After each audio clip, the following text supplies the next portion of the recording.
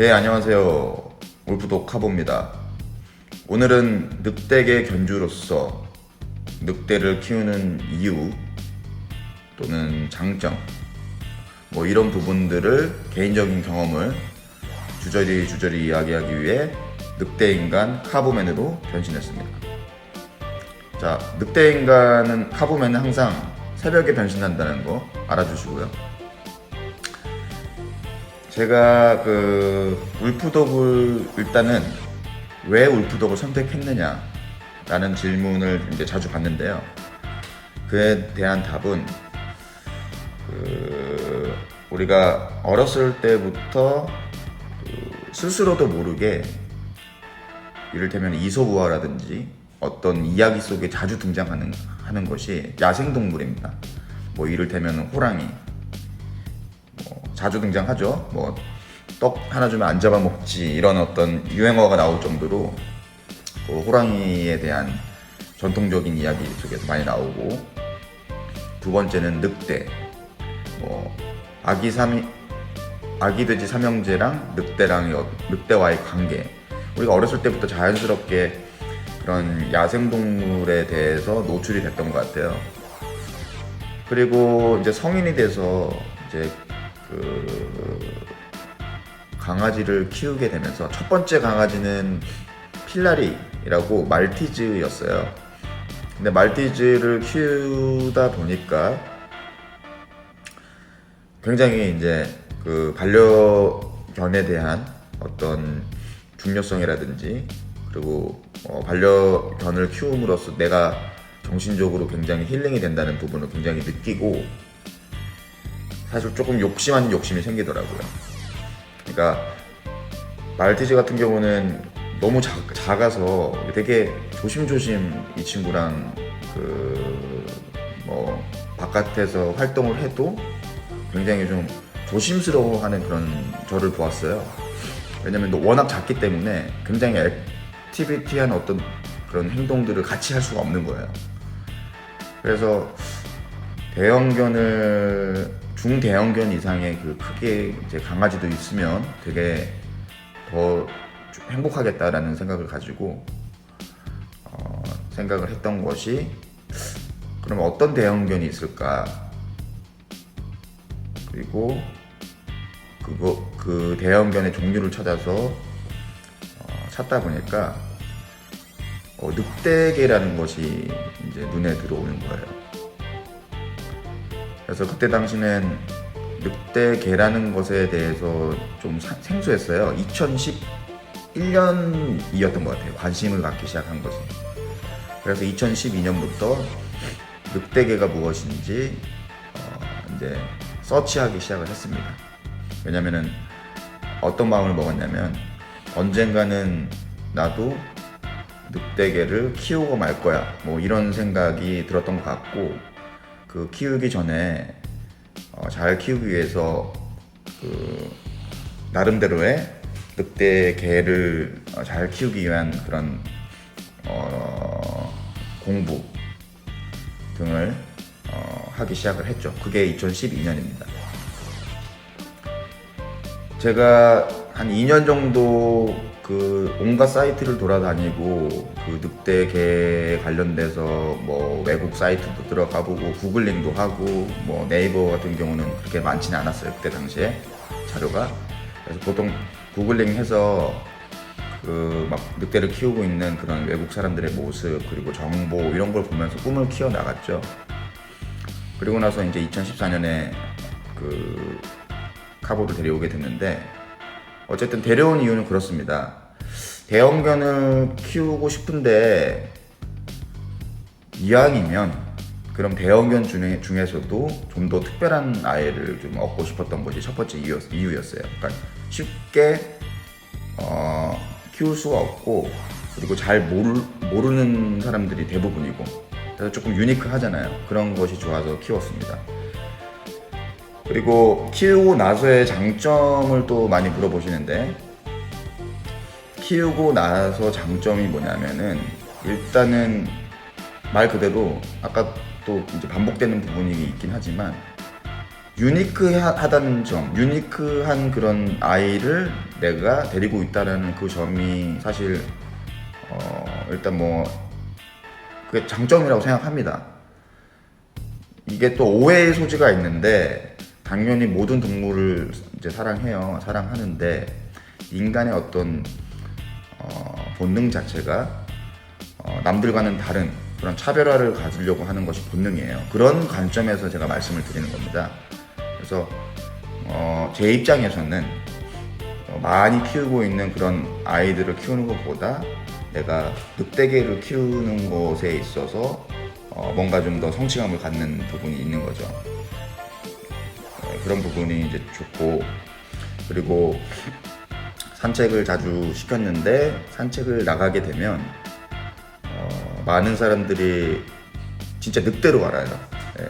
아마 여러분들이 사진과 동영상으로만 카보를 봐서 그냥 늑대를 좀 닮았네 라고 생각하실지 모르겠지만 실질적으로 보잖아요. 실제로. 그러면 그 포스랑 그 에너지와 기에 눌립니다. 진짜 늑대 같아요.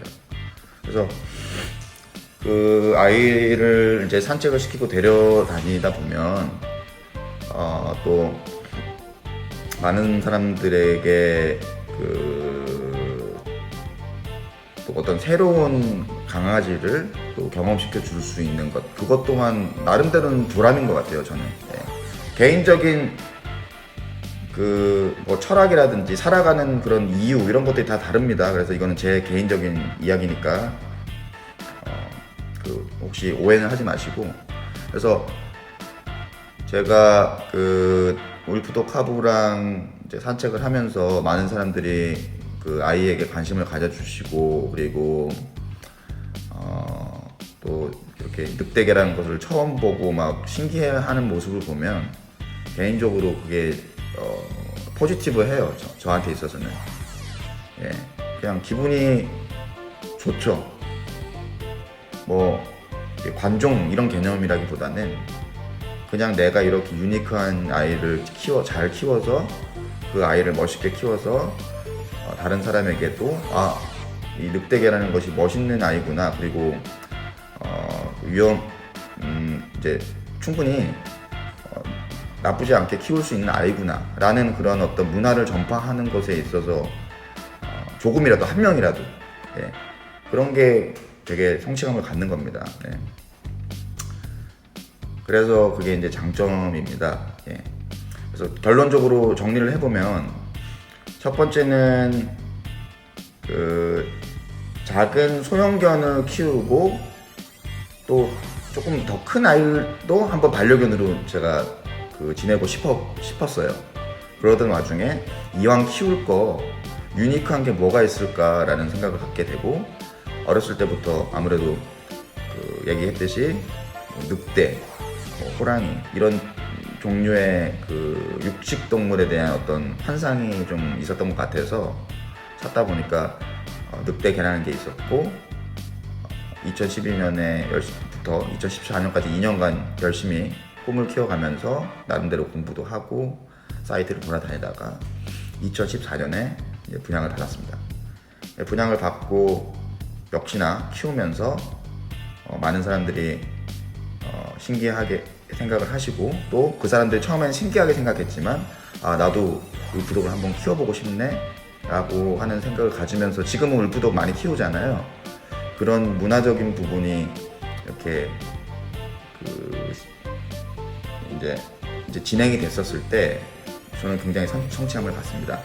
그리고 2014년에 제가 울프독 카보 페이스북을 이제 운영을 했어요. 페이스북 내용은 울프독 카보를 키우는 이제 그런 어떤 사육 일지에 대한 것을 중심으로 올렸거든요.